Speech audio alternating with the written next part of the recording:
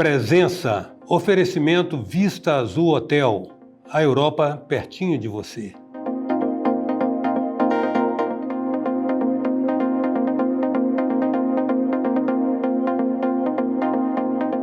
A presença hoje é a de um renomado operário do direito, principalmente reconhecido pela população de Vila Velha, onde serve há mais de 40 anos, já ocupou o posto mais destacado da sua trajetória funcional, que foi ser de procurador-chefe da Prefeitura Municipal de Vila Velha, hoje é procurador e continua atuante. Tão atuante que agora resolveu resumir um pouco do conteúdo da sua longa experiência no seu primeiro livro, que está por ser lançado e é o motivo dessa conversa. Doutor Ribamar, José de Ribamar Lima Bezerra, mais conhecido pessoalmente em Vila Velha como Doutor Ribamar. É um prazer tê-lo aqui e, de uma certa maneira, oferecer um reconhecimento desse trabalho que o senhor faz há 40 anos no município. Como é que o senhor avalia essa trajetória, doutor Ribamar? O senhor se realizou muito, o senhor se encontrou nela, o senhor acha que cumpre, de uma certa maneira, uma missão ao responder pelos interesses da administração pública, mas de olho no direito do indivíduo? Veja só, primeiro eu quero agradecer o convite que você me fez, Palhares, para estar aqui no seu programa, um programa renomado, e da importância, inclusive, de poder falar um pouco sobre essa experiência que eu vivi nos 40 anos de advocacia pública e privada, né? E realmente, quem é procurador de um município, eu sempre distingo o procurador do advogado.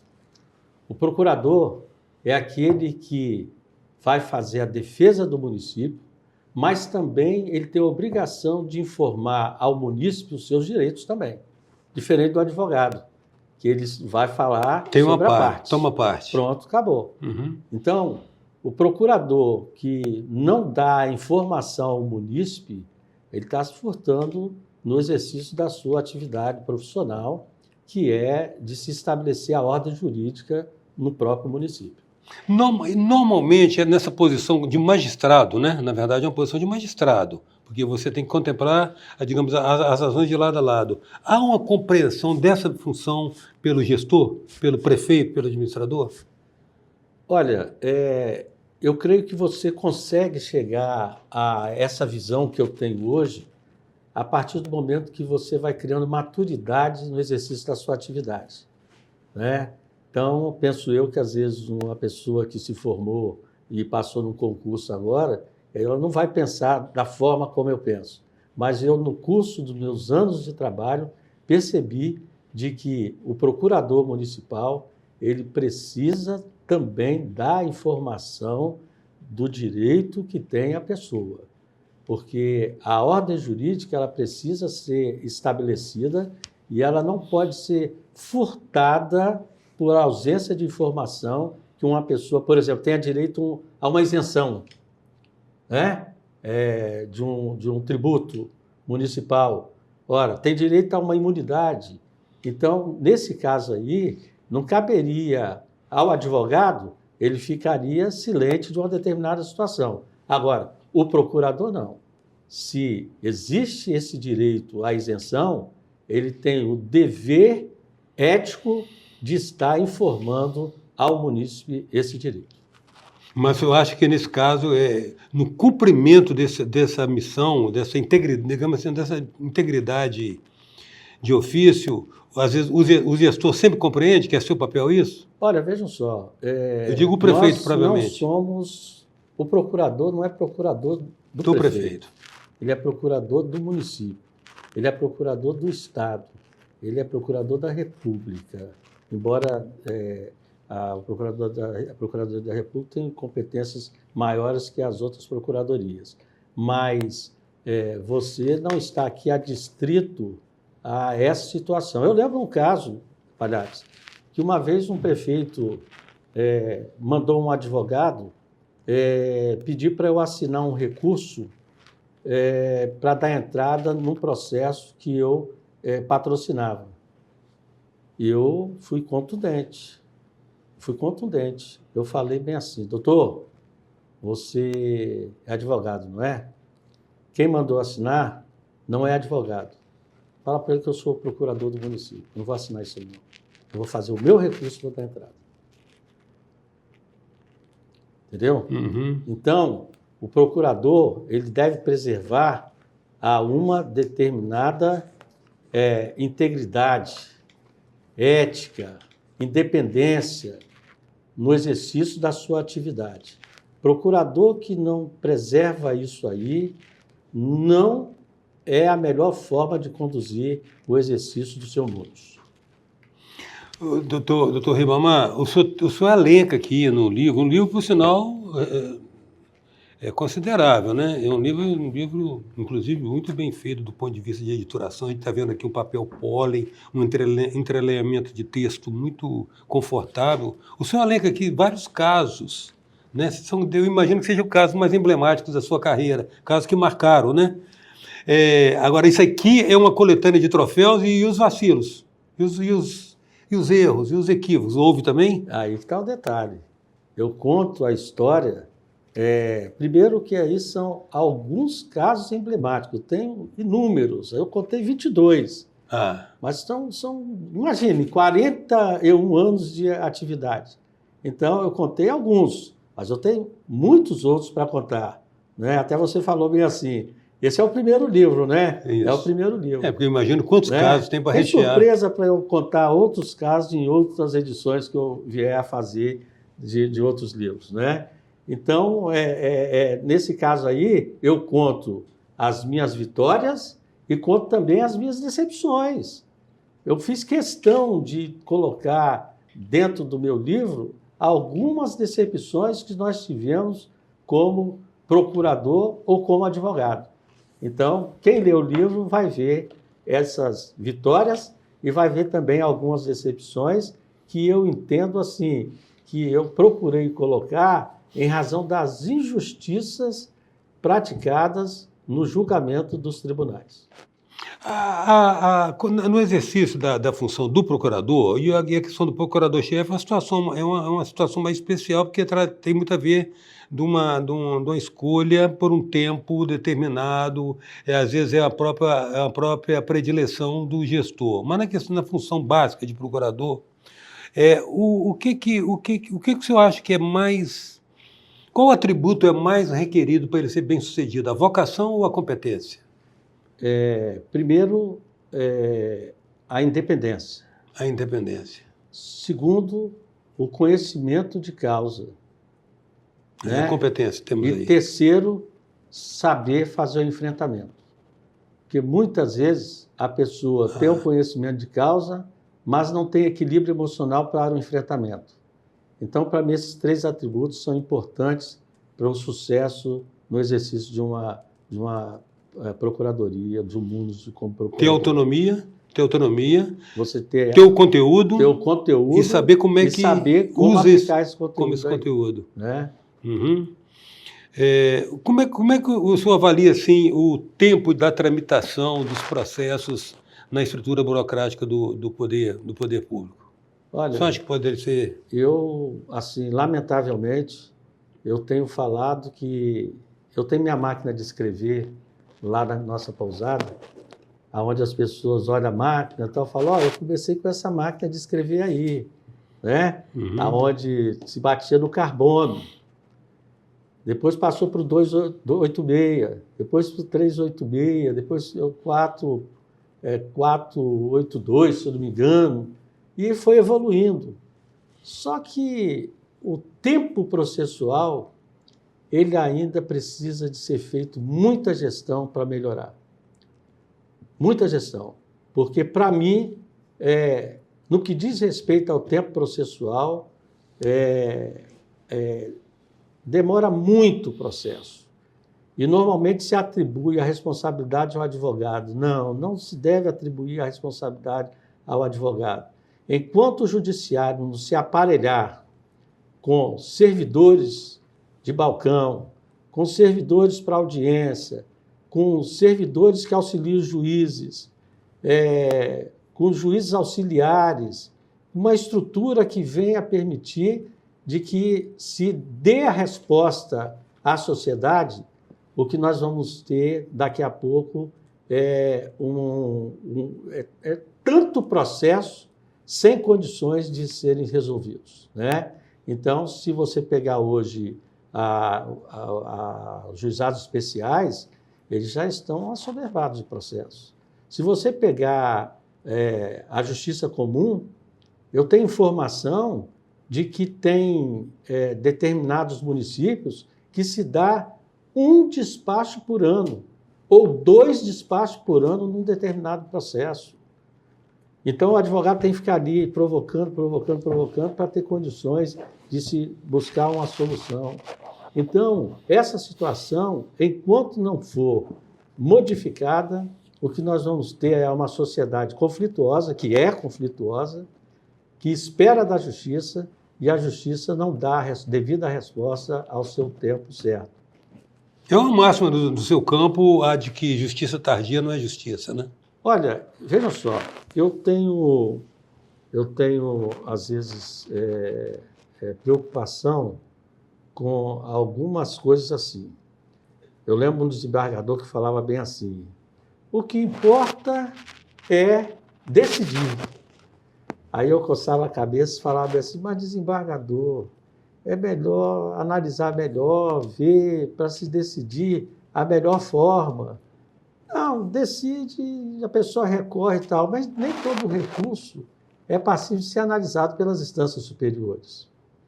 Então, para mim, se faz muitas vezes uma política contra o recurso, mas para mim o recurso é a maturidade do processo. Porque quando um juiz dá uma sentença e que você percebe que está contrária às provas e tudo mais, que pode acontecer, né? As sentenças podem ser reformadas, e tem um desembargador, uma turma de um tribunal que reanalisa a situação com maturidade e verifica que aquela sentença não deve prevalecer, é a maturidade jurídica que deve estar prevalecendo, e às vezes isso leva tempo. Eu prefiro que leve tempo, mas que se julgue de forma a aplicar a justiça. É interessante essa colocação a respeito do tempo que o recurso enseja para uma avaliação melhor, mais fundamentada, né? É isso aí. No meu livro eu conto uma história onde eu dava aula de responsabilidade civil e o Tribunal Regional do Rio de Janeiro, do Trabalho do Rio de Janeiro, julgou uma ação reformando uma sentença da junta, na época, né, era a junta, né, e reformando a sentença, falando que deveria deduzir da indenização o que a mãe ia receber da previdência pela morte do filho. Eu sei que eu desci da tribuna decepcionado. Falei, olha, eu dou aula sobre isso e o que eu vi aqui agora foi eu rasgando a Constituição Federal, que diz que a indenização civil é independente da indenização previdenciária. Sabe quanto tempo eu levei para poder reformar essa decisão? 5 anos. Mas reformei. A essa altura, existe o que eu coloco no meu livro chamado deserto do advogado. O que é esse deserto? É ele que sofre a angústia do tempo. Todo isolamento, né? Todo isolamento. O recurso que ele vai construir, os indeferimentos de segmento de recursos que vão existir, e a partir daí é ele que sofre as dificuldades de se buscar a solução de reforma de uma decisão, porque a parte está cobrando. A parte está cobrando. Então, depois de 5 anos, eu consegui reformar a decisão, entendendo que uma indenização não tem nada a ver com a outra indenização. Então, eu prefiro que leve o tempo, mas que tenha um bom julgado. A presença hoje é a do doutor Ribamar, procurador municipal de Vila Velha. A gente volta já. Venha viver momentos inesquecíveis no Hotel Vista Azul, nas Montanhas Capixabas. Resort com piscina interna e externa, quadras de tênis, jacuzzi, suítes amplas e confortáveis, lounge com lareira e um mirante com vista para a Pedra Azul. Hotel Vista Azul, a Europa, pertinho de você.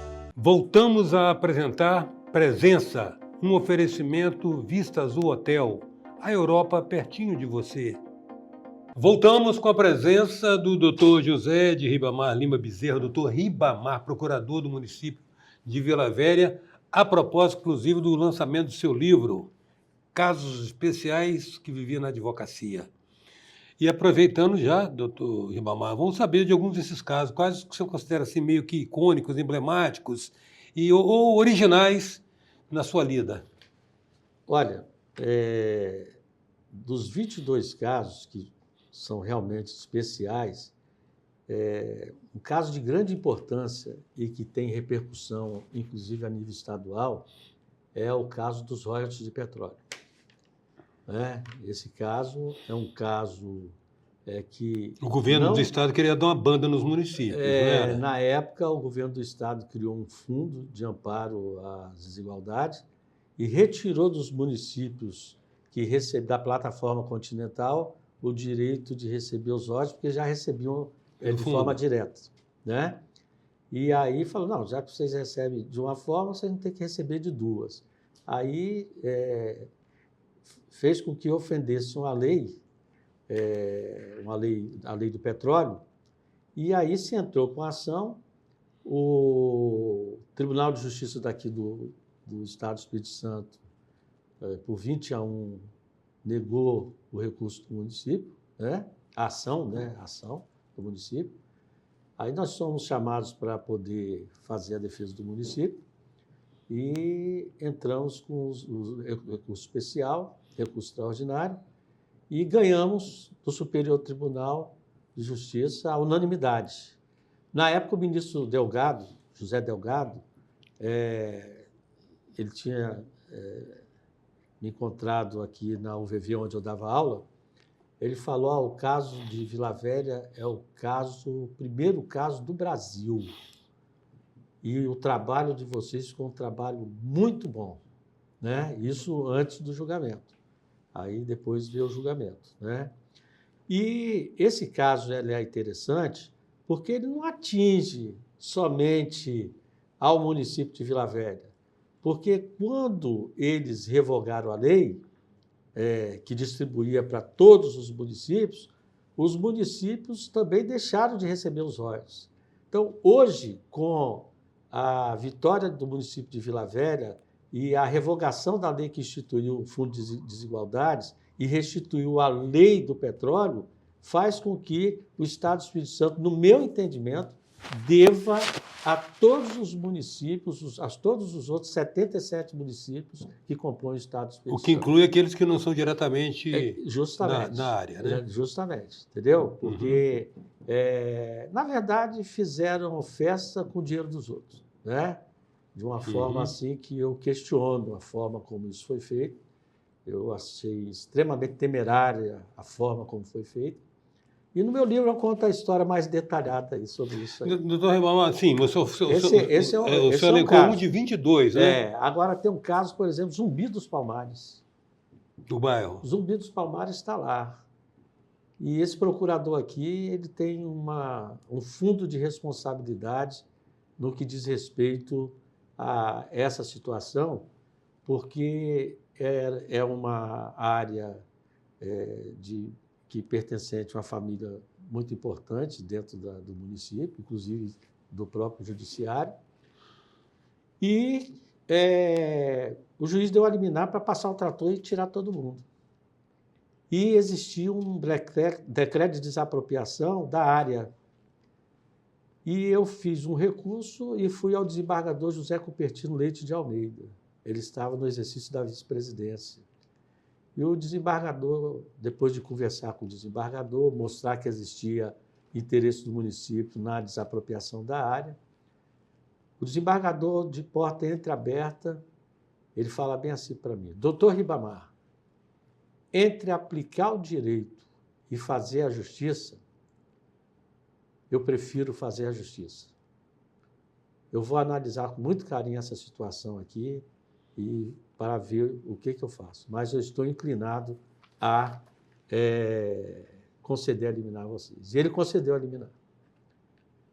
Logicamente, depois que cassaram a liminar, eu tive de ir para Brasília. Aí, em Brasília, nós tivemos que suspender a liminar e o bairro está lá. Né? O bairro está lá. Lógico que tem uma desapropriação, valores. Mas vou fazer uma interrupção no seu relato dos casos, porque o senhor trouxe um assunto extremamente relevante, que é essa distinção clássica entre o direito e a justiça. Né? Que as pessoas, às vezes, buscam o direito esperando justiça. Mas precisa de um operador hábil que saiba fazer, encontrar, capitular e enquadrar aquela demanda naquilo que a lei prevê. Né? Com certeza. A justiça, por si só, não basta, às vezes, ao direito, né? Não. Tem que cumprir o ritual. Tem que cumprir o ritual. Sob pena de nulidade, né? Então, se você não cumprir o ritual, pode gerar nulidade e aí não há justiça que vá sobreviver, né? Então, agora, o que eu acho... No seu caso, aí houve justiça temperado por uma certa sensibilidade social, né? Social. Normalmente, esses julgados, né, hoje, a lei de introdução ao Código Civil trabalha esse fim social que o juiz deve estar analisando, né? Não basta somente o processo, a letra fria, os recursos, mas analisar se existe o ente público manifesta o direito de desapropriar uma área baixando um decreto, por que eu vou continuar com a liminar para retirar as pessoas do local? Não, e subjacente a isso é um outro conceito também, doutor Ribamar, tratar desigualmente os desiguais. Também, né? Também existe essa situação que eu sempre falo da vulnerabilidade. Detalhe, você me lembrou, é uma passagem do meu livro. Na época, os moradores de lá fizeram uma homenagem para a gente, para eu, doutora Beatriz e doutor Vasco, na época. Aí o prefeito Vasco falou bem assim, olha, eu sou da Arquidiocese de Vitória, da parte de ocupação e tudo mais, e eu prometi que o dia que eu fosse político, eu não ia permitir que uma pessoa fosse desalojada de um local, como quantas vezes eu vi como trabalhador chegando à tarde do trabalho e a família dele sentado no meio-fio, esperando o homem chegar para ver para onde ia. Aquilo ali me sensibilizou muito, né? Porque não é todo político que tem sensibilidade para essas questões sociais. Eu passei por mais de 11 prefeitos, né? E eu acho que o político ele deve administrar para todos, né? Dentro do possível. Dentro do possível, né? O procurador precisa ter a percepção social, econômica, política das determinadas situações. Deve fazer parte da vida de um procurador. Senão, fica muito processualístico.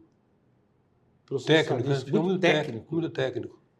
E o técnico não faz a sociedade viver bem, faz a sociedade viver conflituosamente, né? Então, tem que haver essa comungação de interesses aí. Outros casos, doutor Ribamar, outros casos que o senhor considera também marcantes na sua trajetória? Nós temos o caso já como advogado, uma senhora, ela fez uma cirurgia, esse caso é uma decepção, tá? Que eu conto no meu livro. Ela fez uma cirurgia e foi para casa. Barriga inchando,